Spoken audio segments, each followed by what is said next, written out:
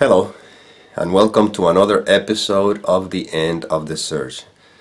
This one I call it Gratitude Journals, Understanding Emotions. Is it really necessary? Well, it's based on a question somebody asked me. It says, "Hi Nick, thanks you for your videos. What do you think about keeping a gratitude journal and feeling emotions and naming them, or trying to understand where those emotions come from? Thank you from Colombia." The question was in Spanish. Okay. What we are in essence, which is pure beingness, has no issues with whatever seems to be happening in the world of appearances. In other words, you simply are. Gratitude journals, trying to understand emotions, naming them, all of that is just basically trying to make sense of the experience, and that belongs to the character, to the individual. But you're not an individual. You are the ever-present, non-conceptual, all-encompassing beingness. So let's look at a gratitude journal. Why would you think that's important? What do you think it's going to give you? You see, for the most part, people do a gratitude journal, I don't know, because they feel that it's going to give them something, give them more of something they want. Now, I have a gratitude attitude, but my gratitude attitude is the fact that I know what I am, the knowing who I am. Every day when I wake up in the morning, or when this instrument or image or body or whatever you want to call it, which is irrelevant, wakes up in the morning, there's a gratitude of knowing that I am not this body, that I am. That doesn't mean that I'm denying anything, no. And I'm not telling anybody that I'm not the body. That wouldn't make any sense. But there's a sense of knowing that I am, you see? And that is for me the only reason to feel grateful. Because if I thought I was a body, then imagine all the things that has to do with the body, and then the desires, and the wants, and the dreams that are not fulfilled, or the chasing stuff. And then when the body gets sick, the suffering, and the fear of death, all of that just because of belief in a body, that's all. But when I know that I am, then every experience is lived and not suffered. So if you ask me, why do I feel grateful for? Because the fact that I am, for the knowing that I am. I'm not saying that I am not appreciative if something happens in my life that can serve or can help me, or that I can make things easier. It's not that I just look at a food on my plate and I'm ungrateful for that. No, I'm not grateful for that. I don't care. No.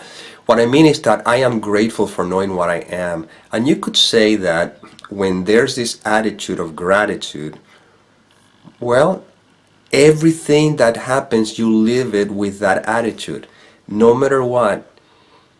Even I told you in the last video that I was dealing with a flu. Well, yesterday was the worst of it all. The day before was the sore throat that went away, but yesterday the body was, I spent the whole day in bed.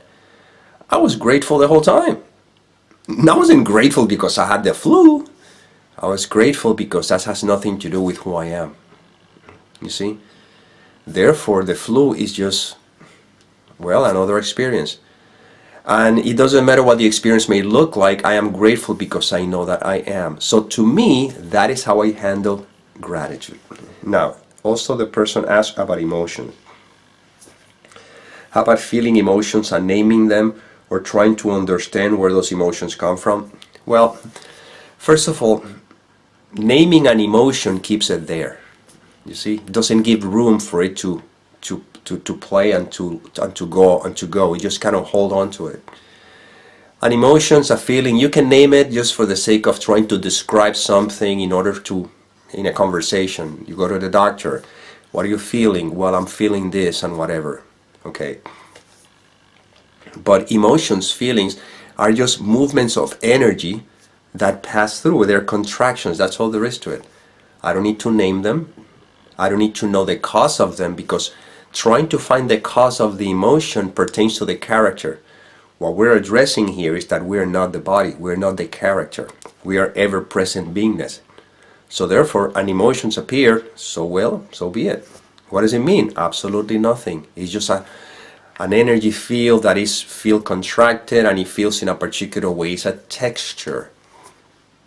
You see? If I try to find out the cause of that, I'm supporting the story of a me, of a seeming individual. I am feeding the belief that I'm a person. Now this is the story.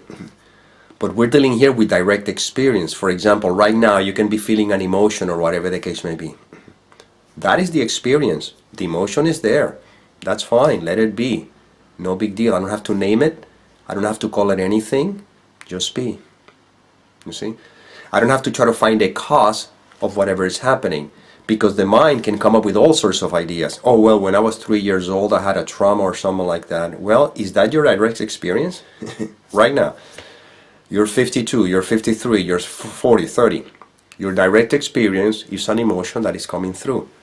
But the mind says, well, when I was 2 years old, that's what happened, and that's why I'm feeling. How do you know that?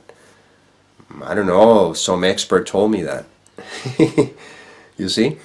Now you're believing what someone is telling you, which fit the story, and now this expert is trying to give you or telling you what kind of therapy to do in order to heal that emotion. It was much easier to simply just let it be. You see? Because what we're remembering is the fact that I am. And the I am does not get distracted by feelings, sensations, emotions. The space doesn't care why the cloud is there. I mean, the sky doesn't care why the cloud is there. Doesn't even name them, oh, that cloud is a cumulus cloud, or that's a dark cloud.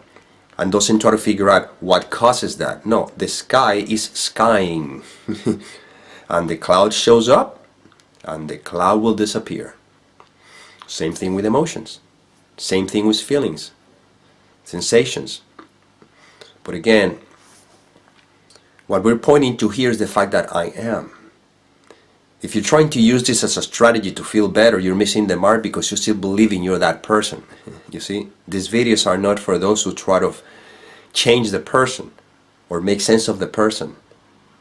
These videos are just to remind you, that there are reminders that there's no such thing as a person. And consequently, there's no suffering. They're just emotions, sensations, feelings, thoughts. But all of that is transitory, and all of that seems to appear in what I am. Now, I want to make something clear here. I am not either judging or condemning any kind of therapy that may deal with emotional traumas or childhood things or whatever, because these videos are not about that. We're just pointing to the fact that I am. If you feel that you are a separate individual, and that's again, first of all, if that is the case, I don't know why you would be watching these videos anyway. But someone who feels that is a separate individual, I would not talk about them in this way necessarily, because they wouldn't be ready for that. They would just want to keep holding on to the individual. They want to find causes. They want to find whatever, and I have to respect and honor that. And for that, well, I guess in the play called, this human experience, there seems to be people who may address those issues, supply and demand. If you have somebody who wants somebody who fix certain things, well, are those who supposedly seems to fix those things. There may be people who suggest and they swear that, yes, I did this regression therapy and it helped me. Well, if it makes you happy, good for you. I'm not interested in trying to convince you of anything. It just so happens that if you have found yourself in a crossroad, between rock and a hard place, when you find out there's no way out, well, in the human experience, there's no way out. But there is a way out, which is in, which is remembering what you are. You see? When you're sleeping and you're dreaming, you can be caught in a situation in the dream that there's no way out. But in reality, there is a way out. And it's remembering that you're the mind dreaming the dream. You see? In that moment, then the dream loses its power. Well, right now, if we try to feed the mind with stories about when I was a kid or whatever, or when it happened in the past or so, and trying to use those things to hold on to the story and to blame, we're just caught in between the rock and a hard place. There's no way out for the individual, but there's a way out from the belief that I'm an individual. You see? And this is what this is pointing to. You see?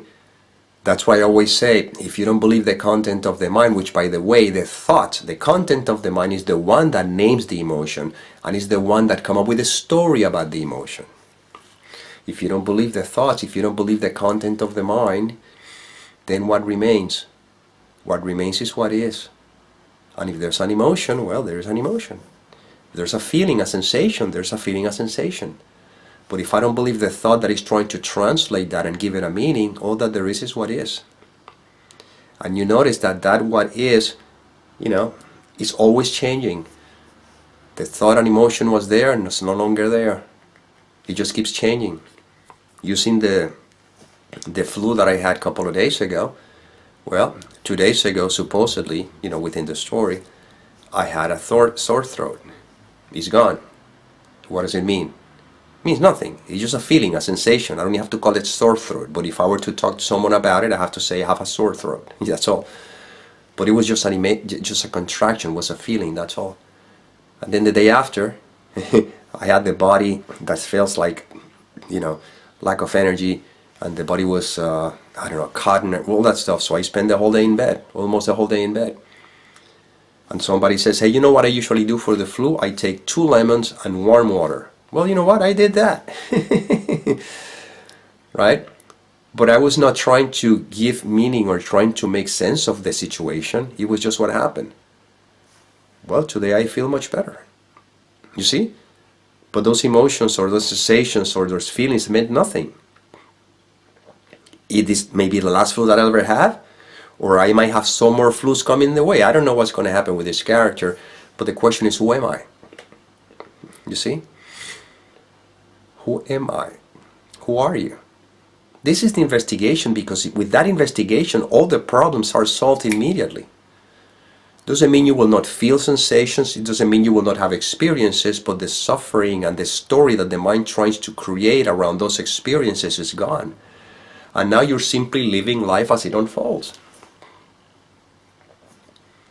See?